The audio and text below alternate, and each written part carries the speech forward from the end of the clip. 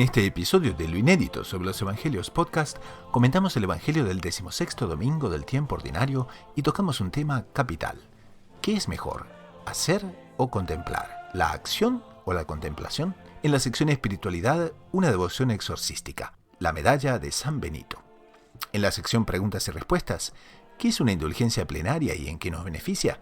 Y además, ¿qué es la reliquia del cinto de la Virgen? Todo eso y mucho más en este nuevo episodio de Lo Inédito sobre los Evangelios Podcast.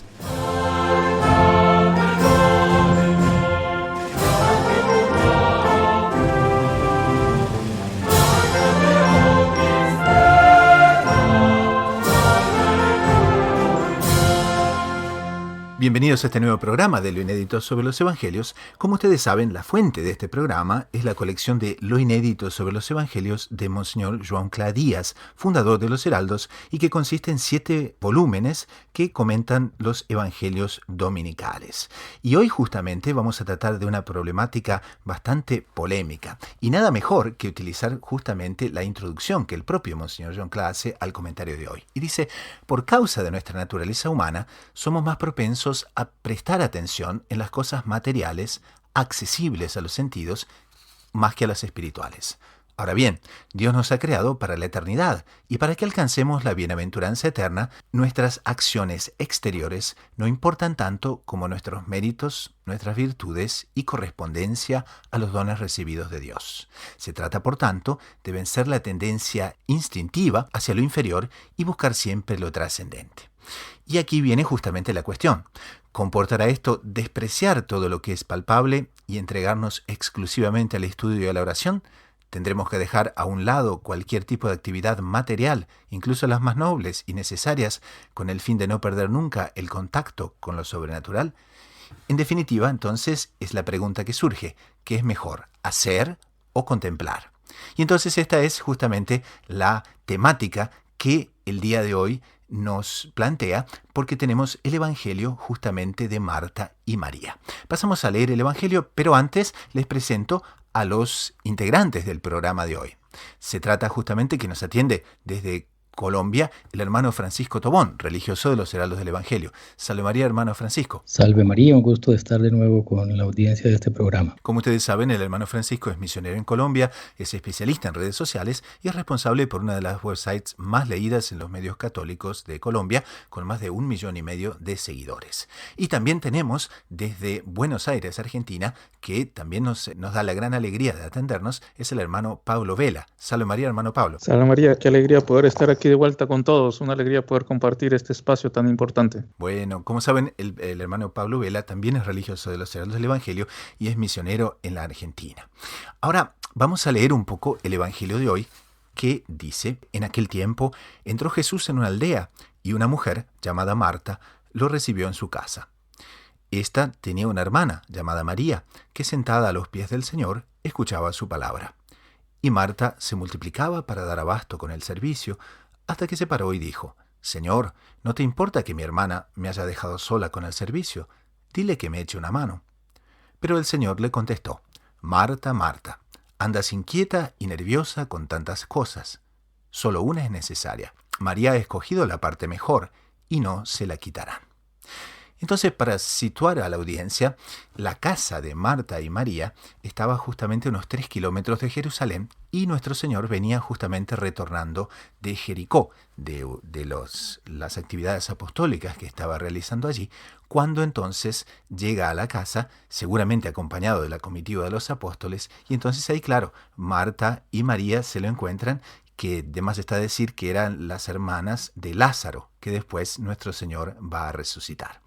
Y ahí entonces, en ese ambiente de paz y de tranquilidad, dicen los exégetas y los comentaristas que nuestro Señor encontraba descanso de las hostilidades, de las acechanzas, de las malevolencias de sus enemigos. Y ahí entonces se da esta escena. Bueno, me parece que es un tema lleno de riqueza para el aprovechamiento de nuestra vida espiritual, porque se levanta un eterno dilema que ha habido en la Iglesia, los espiritualistas, y es: ¿qué es lo más importante? ¿La contemplación o la acción? Y ese es el dilema que se levanta en este episodio del Evangelio, porque María Magdalena, ella encarna el alma contemplativa, porque nuestro Señor llega ahí a Betania, a la casa de esta familia de Lázaro, Marta y María, una familia muy rica. Betania queda a unos 3 kilómetros de Jerusalén, es una zona, digamos, de recreo, de descanso, y nuestro Señor, en medio de las fatigas de sus quehaceres y aventuras misioneras, por así decir, él iba a descansar en esta casa, y Marta era la hermana mayor. Ella lo recibe y está preocupada en atenderlo, en preparar la comida para él. Ciertamente nuestro Señor probablemente llegó un poco de improviso, entonces ella está preocupada en atender a nuestro Señor, y nuestro Señor no andaba solo, él estaba con los apóstoles y ciertamente con algunos de los discípulos que lo acompañaban en estas faenas. Y nuestro Señor seguramente se sentó en algún diván, en fin, a descansar un poco, y Marta preparando la comida, atendiéndolo, por amor a él, en la acción. Y María Magdalena queda absorta en la contemplación. Ella se sienta delante de nuestro Señor, se olvida de atenderlo, a las necesidades materiales de nuestro Señor y sus discípulos, y queda encantada escuchando las enseñanzas de nuestro Señor con la persona de nuestro Señor. Una actitud de alma muy linda. Pero entonces ahí se levanta la pregunta: ¿cuál de las dos actitudes es la correcta?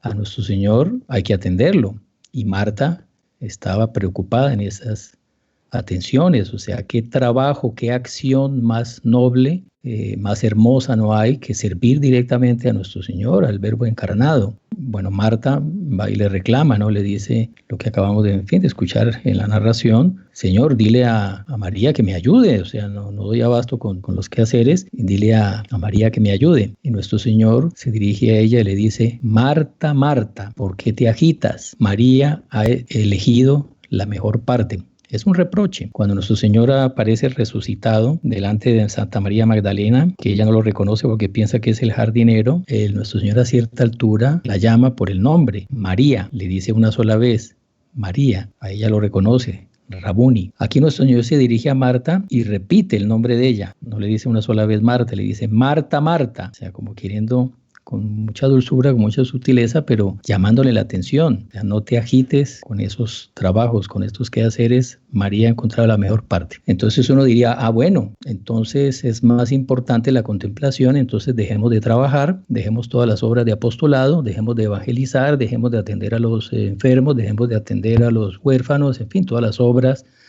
de caridad materiales que la iglesia tiene y espirituales. Nos retiramos a los monasterios. Y nos vamos todos a vivir, sí, en la vida, a contemplar a nuestro Señor. Uno diría a primera vista que esa sería la conclusión, pero todos los comentaristas, y entre ellos evidentemente, Santo Tomás de Aquino, que es esta lumbrera, él pone el problema en sus términos más equilibrados. Entonces, Santo Tomás de Aquino, el que nos enseña. Claro, nuestro Señor lo deja claro, y es así: la contemplación de Dios es más importante que la acción. Claro, es el primer mandamiento, es el amor a Dios, es la contemplación. En el cielo vamos a ir a contemplarlo por toda la eternidad. Tenemos que alimentar la vida interior, el amor a Dios es lo más importante. Pero la contemplación que no lleva a la acción también es algo desequilibrado, porque si yo amo a Dios, amo al prójimo, que son imágenes de Dios, que yo tengo una obligación de ayudar a todos. Vivimos en sociedad, la iglesia es una sociedad para todos, apoyarnos mutuamente, en un apostolado mutuo para ir todos al cielo. Yo tengo que actuar, tengo que hacer apostolado con los demás. Y además de las 1000 obligaciones materiales, porque no somos ángeles. La humanidad tiene una serie de necesidades materiales que hay que satisfacerlas, y para eso, en fin, hay las 1000 labores y 1000 trabajos. La contemplación verdadera, el amor a Dios verdadero, debe llevar a la acción, al apostolado, a la evangelización. Y el apostolado, la evangelización y cualquier trabajo tendrá valor a los ojos de Dios si está impregnado de amor a Dios. Entonces yo tengo que tener algo de vida contemplativa. Entonces Santo Tomás, ¿qué dice? ¿El equilibrio qué es? ¿La pura acción sin contemplación? No. La pura contemplación sin acción tampoco. Lo más perfecto, lo más elevado, es una contemplación que me lleve a mí a la acción. Y una acción que, por haber nacido de la contemplación, yo en medio de la acción no me dejo llevar por la agitación, los enredos prácticos de los trabajos que yo hago, sino que yo mantengo un santuario interior de contemplación en medio de la acción. Es decir, entonces ese es el equilibrio perfecto, y ese, digamos, es el camino más noble y más elevado en la vida de un hombre. Ahora, podríamos decir una cosa, porque Marta, cuando justamente se comienza a trabajar, etcétera, tiene un pequeño defecto ahí, que Dios no está en el centro y hay algo que determina eso, y es que fácilmente entra el nerviosismo y entra la agitación. Hermano Pablo, ¿cómo ve ese aspecto usted? No, muy interesante también porque uno ve interesante, ¿no? Cómo es sutil la situación, porque como decía el hermano Francisco, muy bien explicado, daría la impresión de que debemos de quedarnos con uno o con otra, y lo más perfecto viene siendo las dos, unir las dos. Es interesante recordar un comentario del famoso doctor Seráfico, en el cual nos recuerda eso, ¿no? Como el amor a la quietud, a la contemplación y oración no nos exime de las obligaciones que por el deber de Estado tenemos. Y como decía ahora usted, nosotros vamos a identificar si esa oración, si ese amor, si esa contemplación está siendo verdadera y está siendo sincera por los frutos que ella va a dar. Interesante que San Francisco de Sales también, en el famoso librito de la Filotea, nos explica eso, ¿no? Que se sabe si esa contemplación, si esa oración está siendo buena por los frutos que da, y pone el ejemplo de la miel, ¿no? Dice, una sola gota de miel atrae a las abejas, ¿no? Dice, igual la devoción bien hecha, por más que sea pequeña y corta, inmediatamente redunda en un apostolado y un bien a las almas.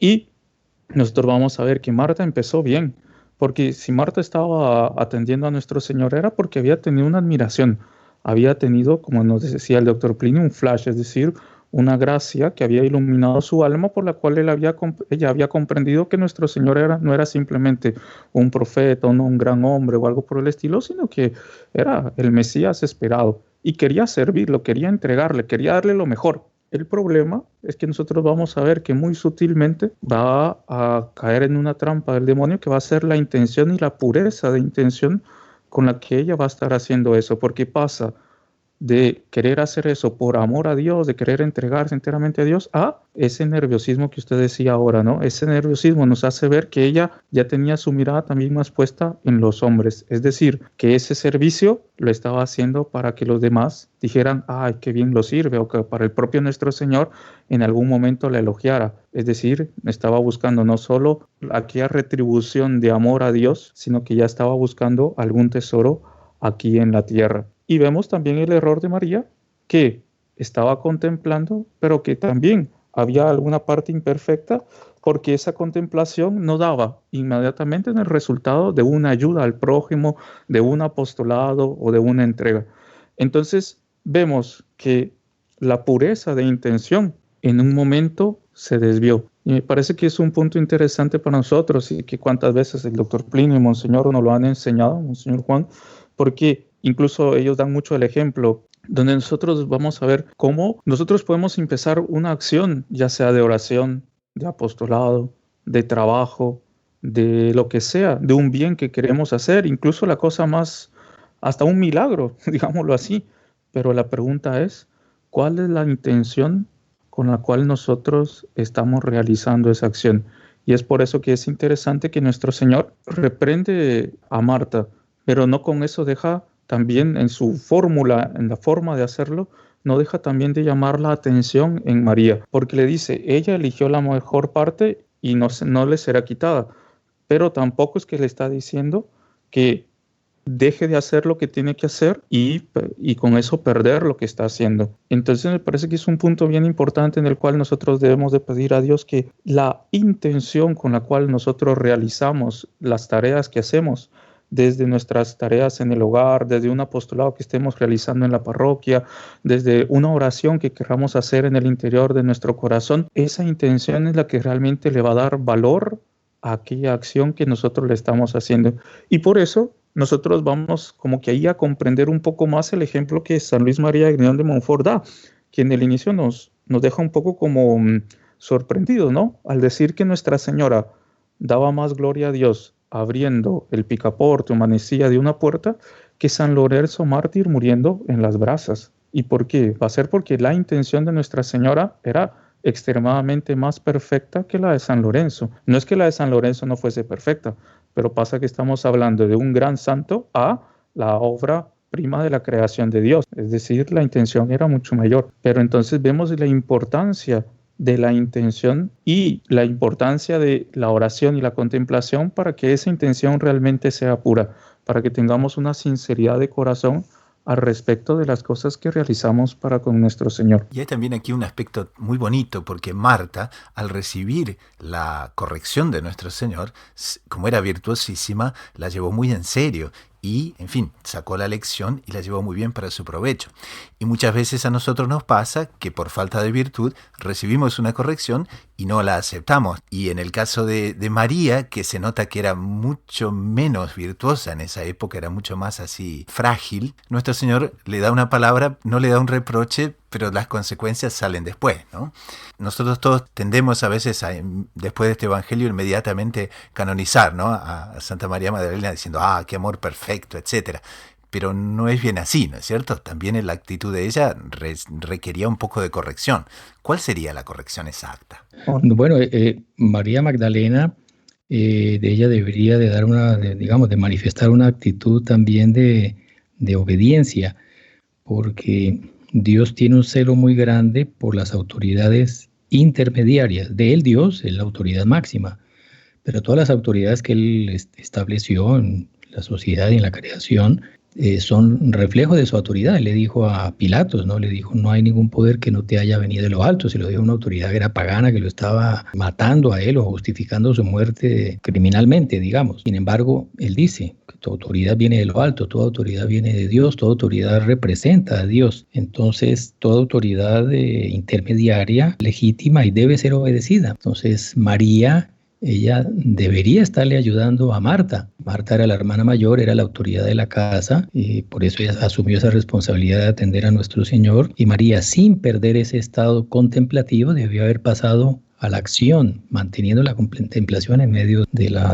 acción. Ahora, me parece, hermano Gustavo, que ese puntito que usted levantó antes es un punto clave, que es el asunto del nerviosismo, de la agitación. Nuestro Señor censura ese estado de agitación de ella, no tanto que ella estuviera trabajando, en ningún momento le censura que esté trabajando, censura es la agitación de Marta. Y eso me recuerda a un consejo hace muchos años, un consejo que el doctor Plinio le dio a un miembro de la obra. Le decía, yo noto, pues queriendo aconsejarlo, darle una directriz espiritual, ¿no? Entonces le decía, yo noto que usted es muy nervioso y cuando hay nerviosismo es porque la persona está deseando algo que no debería desear. Es un poco lo que explicábamos antes, lo que explicaba el hermano Pablo, que cuando adelantamos una acción por puro amor de Dios, por muchas contrariedades, dificultades que haya, la persona nunca pierde la calma, porque está su confianza puesta en Dios y ve en toda dificultad un designio de Dios, nunca pierde la calma y está movida por el amor a Dios, por la gloria de Dios. Cuando la persona actúa por amor propio, por su prestigio, por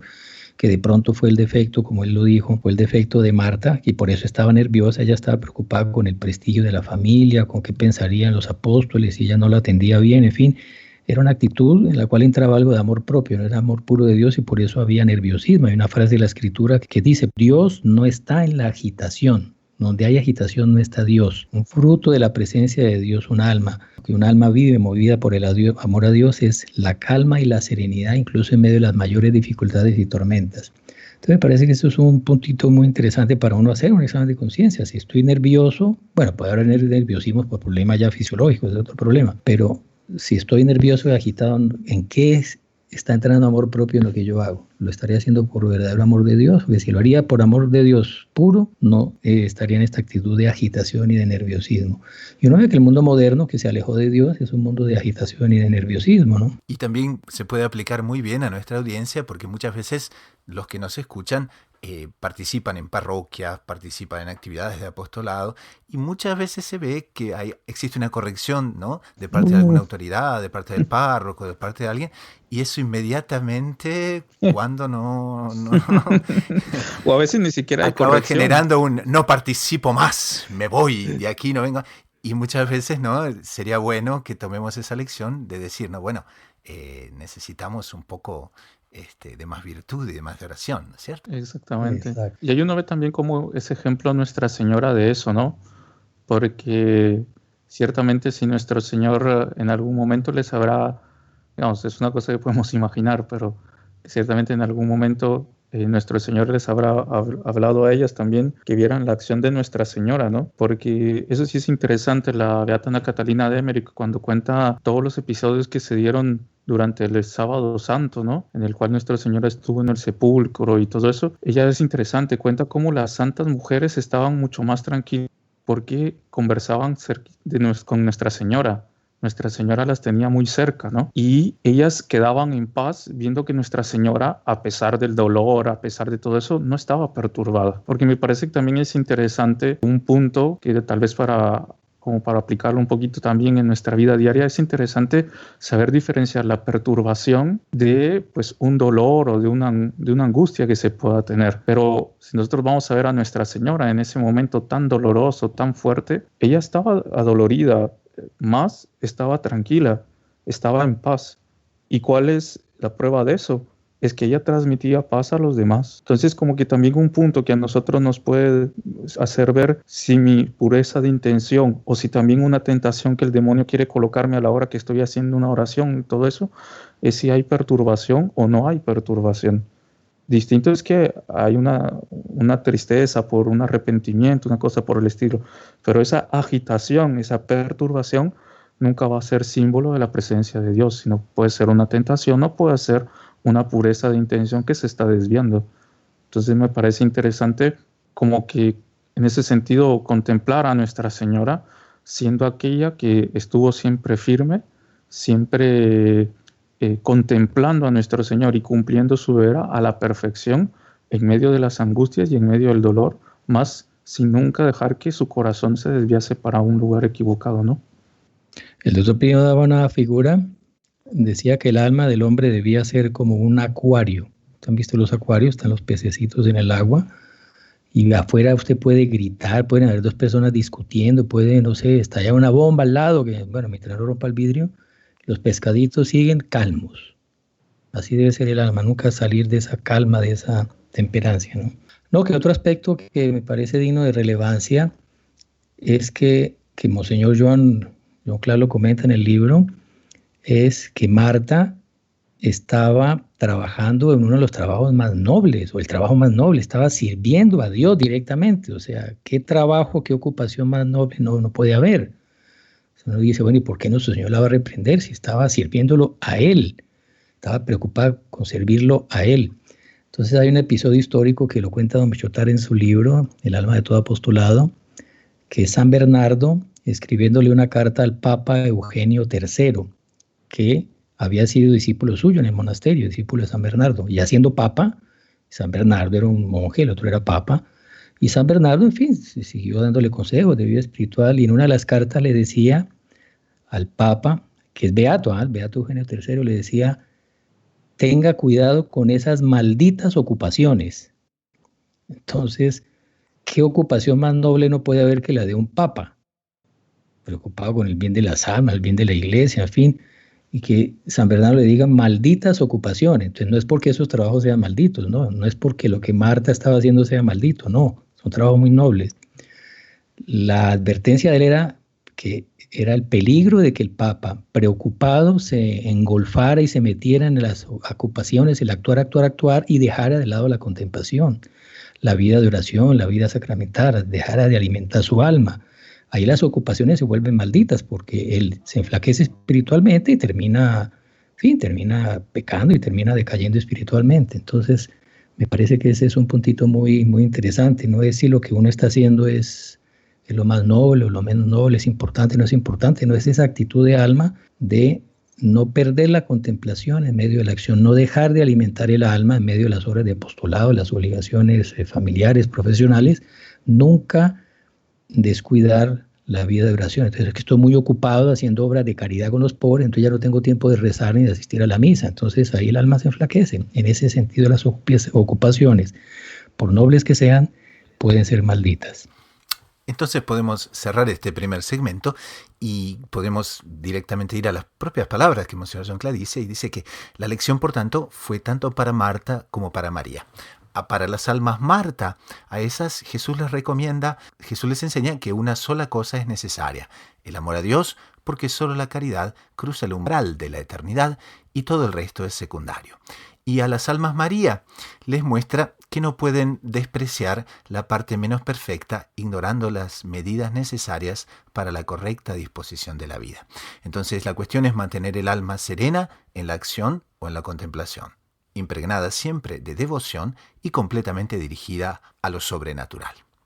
Con esto entonces pasamos al próximo segmento del programa y hacemos una pausa musical y enseguida retornamos con la sección Espiritualidad.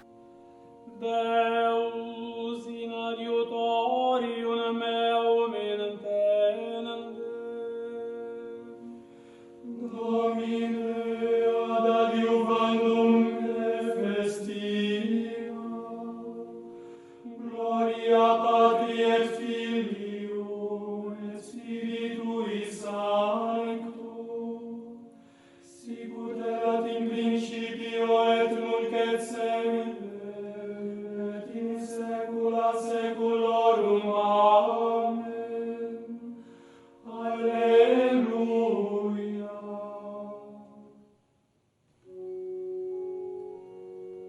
Memento salutis autor, quod nostri quondam corporis,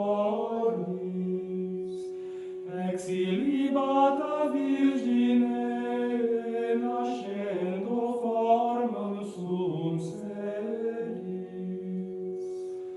Maria, Mater gratiae, Mater misericordiae, tu nos amos te protege, ora mortis suscipe. Gloria tibi, Domine, qui natus es de Virgine, cum Padre Sancto Spiritu, in sempiterna saecula. Amen.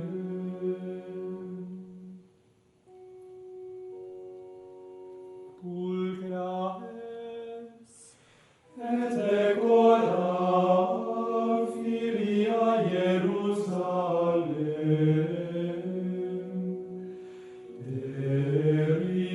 terribilis ut castrorum magies ordinata.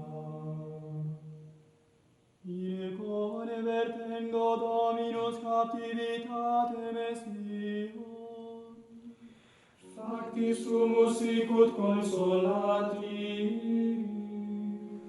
tunc repletum est gaudios nostrum, et lingua nostra exultatione, tunc dicent intelligentes, magnificavit Dominus facere cum eis, magnificavit Dominus facere nobiscum, factis sumus letantes, converte Domine captivitatem nostram, sicut parens in nostro, qui seminant in lacrimis, in exultatione metere, erunt lesibant efflebant, mitente semina sua. Venientes autem venient cum exultatione, portantes manipulos suos. Gloria Patri et Filio et Spiritui Sancto, sicut erat in principio et nunc et semper, et in saecula saeculorum. Amen. Nisi Dominus edificaverit domum, Vanum labora verunt qui edificanteam, nisi Dominus custodierit civitatem, frustra vigilat qui custoditeam, vanum est vobis ante lugem surgere, surgite postquam sederitis qui manducatis panem doloris, deleit dilectis suis omnum, et cereditas Domini Filii merces fructus ventris, sicut sagite in manu potentis, ida Filii excusodum. Pasamos entonces a la segunda sección del programa, que es la sección espiritualidad. En esta sección exploramos temas centrales de la vida espiritual para el beneficio y crecimiento de la audiencia y vamos a abordar una devoción que es una devoción lindísima, una devoción antiquísima y que justamente nos fue dada por el propio San Benito de Nurcia.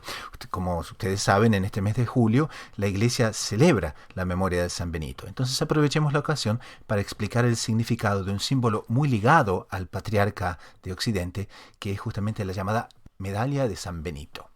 Bueno, creo que antes de describir propiamente el significado de esas letras tan misteriosas que vemos en la medalla de San Benito, sería interesante tener una idea por lo menos sumaria de quién fue San Benito. San Benito es el patrono de Europa y es el patrono de Europa porque la civilización cristiana europea nació de la espiritualidad de San Benito. Vivió en el siglo V, en la época en que el Imperio Romano decadente estaba siendo destruido por las invasiones de esas tribus bárbaras. Entonces era un imperio decadente con unos bárbaros salvajes. ¿Qué podía salir ahí de bueno? Era el pecado sumado a la barbarie. Y era un caos. Europa cayó en un verdadero caos, una verdadera anarquía. Y fue en ese ámbito que Dios suscitó esta alma de San Benito, que era un hombre de una familia patricia romana, que en fin, abandonó el mundo. No voy a contar toda la historia, que no nos daría el tiempo. El hecho es que él se fue al Subiaco a vivir en una cueva. Había otro santo que vivía ahí, San Romano. En fin, hay una cantidad de hechos milagrosos que en otra ocasión los podemos contar con detalle. Pero la santidad de San Benito en esa vida de oración, de contemplación, de penitencia, se fueron reuniendo en torno suyo otros discípulos y que vivían en cuevas, ahí en una montaña. Y como ya el número creció, de él nació la orden benedictina. En fin, fue una orden que dio una cantidad de santos impresionantes, varios discípulos suyos, dos, San Plácido y Mauro, que entraron muy jovencitos a ser discípulos suyos, santos también. En fin, esta orden a lo largo de los siglos ha tenido 3.000 santos canonizados, muchos más ciertamente que están en los cielos y nunca fueron canonizados. El asunto es que, en fin, hay una cantidad de milagros. San Benito fue alimentado por un cuervo que le llevaba un pan todos los días. Unos monjes de un monasterio vecino le pidieron para él ser su superior y él era unos relajados y él comenzó, en fin, a hacer cumplir la regla con exactitud y creció tanto el odio de ellos por San Benito que lo quisieron envenenar. Le pusieron un vino envenenado a la hora de comer y San Benito, cuando bendijo el vino antes de tomarlo, la copa se partió y el vino se regó. El sacerdote que yo iba a contar, enemigo de él, que lo quería también por envidia, lo quería matar, le mandó un pan envenenado. Y San Benito, había un cuervo que le alimentaba todos los días, le daba algunas migajas de pan y tuvo una moción del Espíritu Santo y le mandó al cuervo a llevarse el pan envenenado y se libró también en esa ocasión. En fin, hay una cantidad de historias para contar. El asunto es que por esas persecuciones ahí en Subiaco, él se fue de ahí, dejó algunos discípulos y fundó un segundo monasterio en Montecassino. Y después fundó fundó creo que como 14 monasterios en total, y ahí sus discípulos fueron fundando monasterios en toda Europa, y fueron estos monjes benedictinos que empezaron a hacer apostolado con los bárbaros y comenzaron a convertirlos, y en torno de los monasterios benedictinos fueron creciendo aldeas y ciudades. Hoy en día muchas ciudades europeas nacieron de esos monasterios benedictinos, y los benedictinos no solamente los evangelizaron, sino que los civilizaron, les enseñaron a vivir en sociedad, con unas reglas. Los benedictinos tenían una regla, vivir de acuerdo a una serie de leyes, les enseñaron a cultivar. Fueron en esos monasterios que se guardó toda la sabiduría, todos los conocimientos del mundo antiguo. Si hoy en día conocemos los clásicos, conocemos la filosofía griega, en fin, es porque los monjes en esos lugares guardaron todos esos escritos, los transcribieron, los clasificaron en bibliotecas, en fin, fue un foco de cultura y de civilización. Ellos fueron los que inventaron el estilo gótico, los vitrales, la liturgia de la iglesia, muchos detalles de la liturgia que hasta hoy en día se conservan, fue creación de los benedictinos, los sagrarios, europea, occidental, nació del alma de este varón, de este patriarca. Y por lo que cuento yo por algunos de estos hechos, él tuvo un poder muy grande sobre el demonio, poder exorcístico muy grande. Entonces, un hecho, no recuerdo en qué ciudad alemana, el nombre ahora de esa ciudad donde parece que había muchos problemas de brujería y de posesiones. Entonces, algún monje benedictino recomendó poner en los dinteles de las puertas, poner una medalla con la imagen de San Benito y una cruz y una serie de ejaculatorias, y los demonios fueron expulsados de la ciudad, y entonces el hecho se difundió por toda la comarca. Con base en ese mismo diseño se hizo una medalla, el origen de la medalla de San Benito, que tiene la imagen de San Benito por un lado y por el otro lado la imagen de una cruz, y tiene esas letras que muchas personas no saben lo que significan, pero son pequeñas oraciones. Entonces una serie de letras dice CSSML.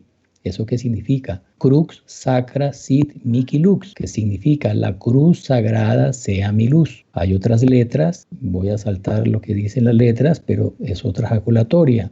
NDSMD, que en español sería no sea el dragón mi guía. Las otras letras son VRSNSMV. Eso en español traduciría retírate, Satanás, nunca me aconsejes cosas vanas. La otra serie de letras SMQLIVB significa es malo lo que me ofreces, bebe tú mismo tus venenos. Entonces, en fin, son incontables los testimonios sobre el poder exorcístico que tiene esta medalla, que la iglesia la ha consagrado, en fin, como un sacramental, y existe un ritual, se puede bendecir con una simple bendición, pero existe una bendición especial. El sacerdote invoca el poder de Dios para que esa medalla aparte la acción del demonio sobre la persona que la va a usar. Así de que, en fin, estimulo a todos los oyentes que no tengan esta devoción, que la adopten, porque la gran lucha de nuestra vida es la lucha contra el demonio, que quiere perdernos, quiere llevarnos a la vía del pecado, apartarnos de Dios. Entonces es una herramienta, un arma que tenemos para esa lucha contra el demonio. Entonces es altamente aconsejable llevar esa medalla consigo en el cuerpo, ponerla en la puerta, en la entrada de la casa, y hacerla bendecir con esta bendición especial por un sacerdote. Y también dice que socorro en caso de enfermedades, protección contra calumnias, hechizos, accidentes de viaje,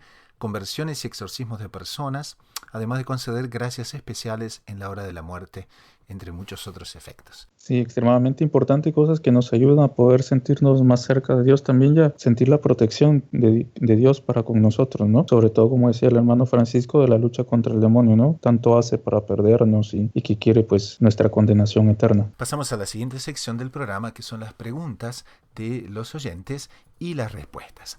Y la primera pregunta que tenemos en el día de hoy trata de las indulgencias. Y alguien nos pregunta, ¿qué es una indulgencia plenaria y en qué nos beneficia? Bueno, eso es un tema muy interesante que la verdad es importante hacerlo conocer bastante, porque se tiene poco conocimiento de eso, y es un beneficio también muy grande que Dios ha dado para nuestra eterna salvación. Es impresionante ver cómo Dios quiere que nos salvemos, cómo quiere Dios que estemos con Él, ¿no? Nos creó para ser felices, sobre todo con Él en la eternidad, y como sabe que nuestra naturaleza es débil, nos da todos los medios posibles para poder nosotros alcanzar la salvación sin quitarnos la parte de la lucha, pero sabiendo que con el auxilio de Él todo lo podemos. Y el tema de las indulgencias es muy interesante. Ustedes recordarán aquello que nos enseñaba Monseñor Juan tantas veces, ¿no? Un ejemplo realmente muy didáctico y que nos ayuda mucho. Él nos explicaba, ¿no? Imaginemos nosotros una tabla de madera perfecta, así súper bien lijada, súper bien pintada y todo. Así que viene alguien que en el centro martilla y mete un clavo. Y ahí se da cuenta que no era, digamos así, para meterlo ahí, pero está justo en el centro, ¿no? Ahí él se arrepiente, saca el clavo, más queda el huequito, ¿sí? Entonces hay que pasar una masilla para volver a rellenarlo y que ahí la madera quede bien. Y ahí él nos explicaba muy interesante que cuando nosotros cometemos una falta, cuando nosotros cometemos un pecado, digámoslo así, este pecado tiene 3 ondas donde causa su efecto. Una es la ofensa a Dios, porque hemos cometido una falta que va en contra de los mandamientos de Dios, hemos ofendido a aquel ser por excelencia que nos dio la vida, que nos sustenta y pues que nos ama, hemos cometido un pecado mortal de forma grave. Y también viene otra onda, otro efecto que se da en nuestra conciencia. Nosotros ofendemos a nuestra conciencia porque sabemos que estamos actuando en contra de aquello que nosotros debemos de realizar. Y por eso uno de los primeros efectos de un pecado es el remordimiento, ¿sí? Es el saber que hemos actuado mal. Es el premio, digámoslo así, entre comillas, que el demonio nos da. Ese remordimiento que no nos deja en paz. Y tercero, nuestro pecado afecta también al orden del universo. Dios creó el universo con un orden perfecto, perfectísimo, en el cual está todo minuciosamente conectado. De tal manera está todo conectado que cada vez más encontrando maravillas más perfectas. Y en esa contemplación, pues, encontrando tantas maravillas que Dios ha colocado. Pero, el pecado afecta esa orden del universo. Incluso, me recuerdo, Monseñor Juan, cuántas veces no nos explicó que una de las cosas que Adán y Eva vieron después del pecado original fue cómo el sol brillaba menos, y más cuando fueron expulsados del paraíso. Uno de los tantos dolores que ellos tenían era, por ejemplo, ver un atardecer y ver que en la brisa, por ejemplo, ya no estaba Dios, o ver cómo la naturaleza había en algo decaído. Y es por eso que San Pablo nos habla, la propia naturaleza está esperando la redención. La propia naturaleza, sí, estaba esperando que ese efecto del pecado del hombre fuese redimido por nuestro Señor Jesucristo. Entonces, ¿qué pasa? Cuando nosotros nos confesamos, ¿nuestros pecados son perdonados? Sí, quedan enteramente perdonados. Nosotros no podemos caer en la trampa que el demonio muchas veces nos pone de que fuimos a pedir perdón y después quedamos, ¿será que sí? ¿Será que no? Y quedamos revolviendo y quedamos recordando ese pecado. Es una de las tantas artimañas que el demonio tiene para hacernos volver a pecar o para perder la confianza en Dios o para quitarnos la paz y traernos la perturbación. Más, en el momento que nosotros recibimos la absolución del Padre, yo te absuelve tus pecados en nombre del Padre, el Hijo y el Espíritu Santo, nos es perdonada la falta contra Dios, nos es perdonada la falta contra nuestra conciencia. Más, hace falta, ¿sí?, que sea redimida la falta contra el orden del universo. Y es por eso que muchas veces al fallecer, antes de entrar al cielo, nosotros debemos de pasar por el purgatorio.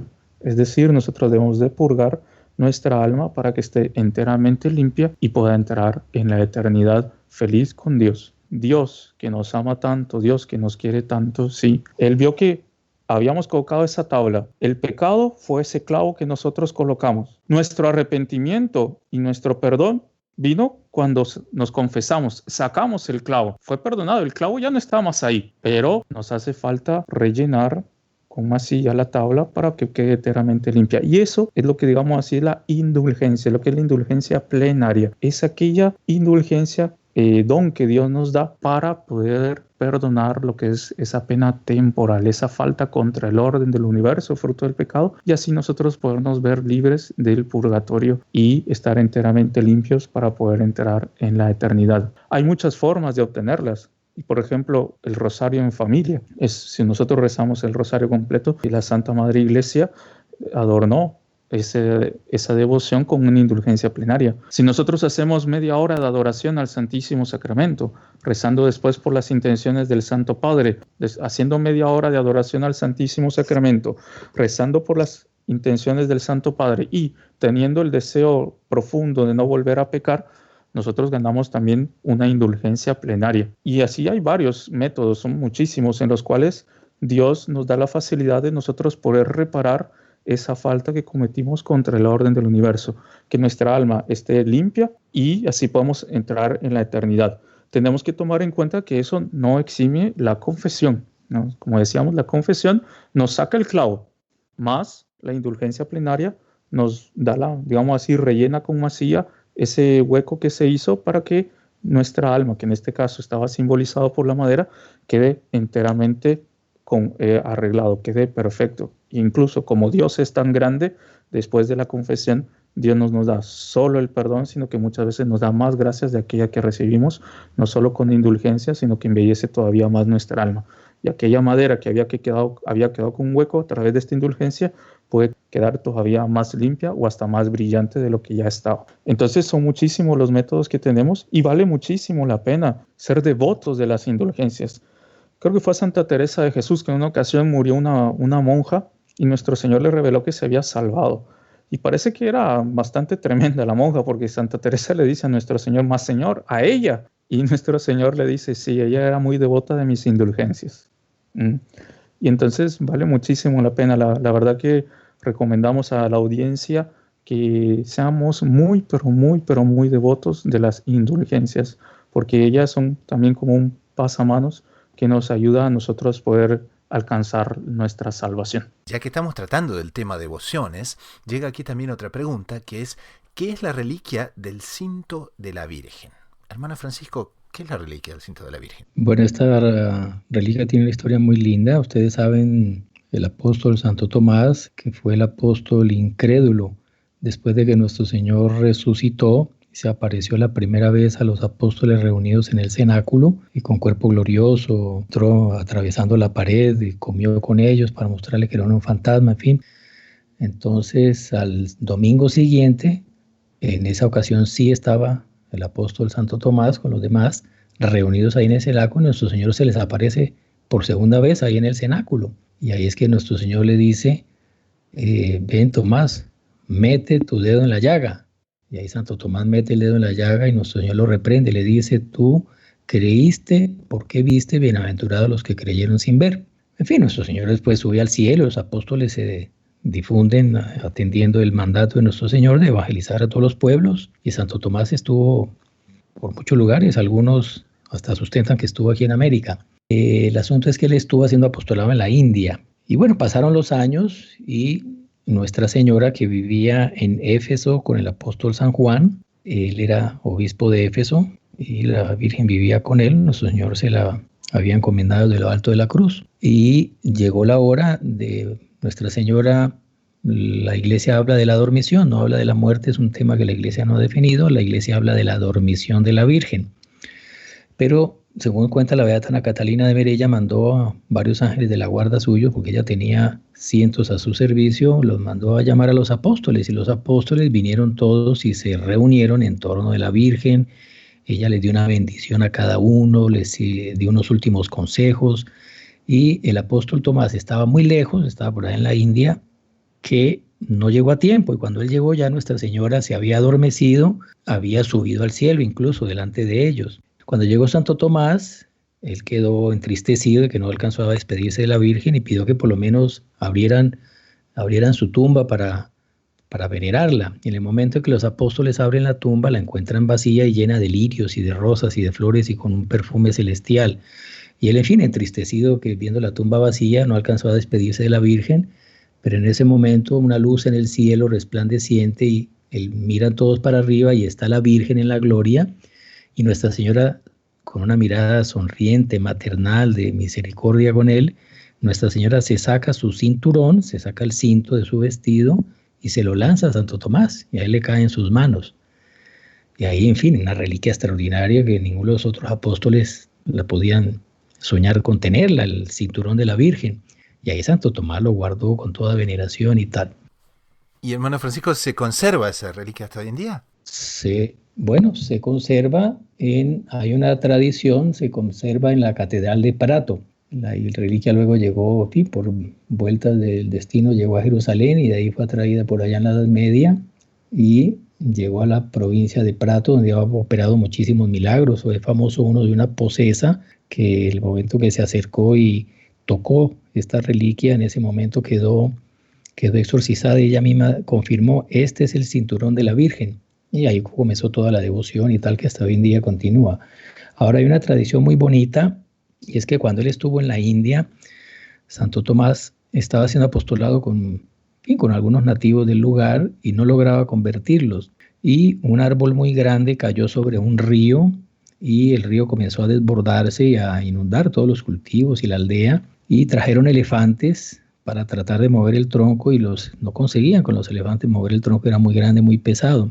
Entonces Santo Tomás trajo el cinturón de la Virgen, lo amarró a la trompa de un elefante y al árbol caído. Y ahí un elefante solo hizo fuerza y sacó el tronco. Entonces todos los nativos quedaron impresionados del milagro Y ahí Santo Tomás les contó, no es que este cinturón es el cinturón de la Virgen, la Madre de Jesucristo, que es el verdadero Dios del cual yo les hablo, que ustedes no quieren aceptar. Al fin, todos se convirtieron y construyeron una ermita en honor a la Virgen con la madera de ese árbol. Sacaron tablas, hicieron una pequeña ermita en honor a la Virgen y todos se bautizaron y tal. Y Santo Tomás, con 2 maderas de ese mismo árbol, hizo una cruz y la clavó a una cierta, unos 100 metros más o menos de la ermita, la cual está al frente del mar. El mar está también a una corta distancia, está ahí en la costa. Y Santo Tomás ahí profetizó: nunca las aguas del mar van a pasar más allá de esta cruz. También Santa Mónica, que pedía mucho por San Agustín y para que él abandonara las malas costumbres de los pecados de la carne, en los cuales él estaba hundido antes de convertirse. Y también la Virgen se le apareció a Santa Mónica, le dio su cinturón y le dijo que le pusiera ese cinturón a San Agustín. En fin, ahí San Agustín se convirtió y después fundó la orden que fundó los agustinos. Por eso el hábito de los agustinos usan en la cintura, usan una correa, un cinturón, la correa de San Agustín, y es un sacramental que tiene toda una oración por la cual es impuesta y tiene la gracia de preservar la persona que lo use de las tentaciones contra la virtud angélica de la pureza. Entonces también es una devoción muy linda que tiene que ver con el cinturón de la Virgen. Llegamos entonces al último segmento del programa, la sugerencia de la semana, que puede ser una website, un libro, un podcast de doctrina católica que nos haya gustado para el bien espiritual de las personas. Hermano Pablo, ¿qué tenemos para esta semana? Esta semana queremos compartirles un artículo muy lindo que se titula ¿Cómo conciliar vida espiritual y vida activa? Va a ir muy bien con todo lo que comentamos del Evangelio, escrito por una hermana de los Heraldos del Evangelio, que nos hace sentir un poquito más en la piel cómo en nuestro día a día la rutina muchas veces no nos deja tener un tiempo para poder rezar, para poder estar, y al mismo tiempo no dejar de hacer todas las obligaciones que tenemos. Entonces, cómo vivir en el mundo agitado y que nos devora de carreras de todo el día, más sin dejar la parte contemplativa tampoco. Entonces, espero que les pueda gustar porque realmente está muy bueno y muy bien aplicado para nuestro día a día. Entonces ponemos justamente el enlace en las notas del programa para que los oyentes puedan encontrarlo. Hermano Francisco, ¿tenemos alguna cosa para recomendar? Bueno, sí, ya que el tema ha sido justamente de la vida contemplativa, la vida activa, les quiero recomendar un libro fabuloso que el doctor Pino dice que ha sido de los libros que marcaron profundamente su formación espiritual, escrito por un abad cisterciense del siglo XIX que murió en olor de santidad, Dom Chotard, y el libro se llama El alma de todo apostolado, justamente mostrando cómo toda obra de apostolado será fecunda en la medida que el apóstol cultive su vida interior, porque el apostolado lo hace Dios a través de la gracia, y si el apóstol no se llena de la gracia de Dios para comunicarla a los demás y hacer un canal de la gracia, su apostolado será estéril. Entonces ahí les dejo el enlace donde pueden conseguir y bajar este libro, El alma de todo apostolado. Muy bien, entonces colocamos también el enlace, las notas del programa. Las notas del programa están en varias websites. Tenemos los heraldosdelevangelio.org, tenemos también la website nativa del programa, loineditomultimedia.com. Próximamente también tendremos caballerosdelavirgen.org. Y a quien les habla le gustaría recomendar el volumen número 6 de Lo Inédito sobre los Evangelios, y eso porque mucha gente se maravilla con estos comentarios y seguramente les va a encantar leerlos en su versión completa. Entonces les ofrecemos el volumen 6. Todos los volúmenes en realidad están también en la web nativa del programa. También pueden encontrarlos en iTunes, en Google Play y también en Amazon Kindle. Entonces les recomendamos que los descarguen y que los lean en cualquier parte porque realmente son fabulosos. Lo Inédito sobre los Evangelios, de autoría de Monseñor Joan-Claude Díaz, fundador de los Heraldos. Y con esto, en nombre del equipo de producción y de quien les habla, el hermano Gustavo de los Heraldos, nos despedimos hasta dentro de una semana. Así que a rezar mucho, a perseverar con confianza, con los ojos en la Eucaristía y en María Santísima, a la búsqueda incansable de descubrir siempre más lo inédito sobre los Evangelios.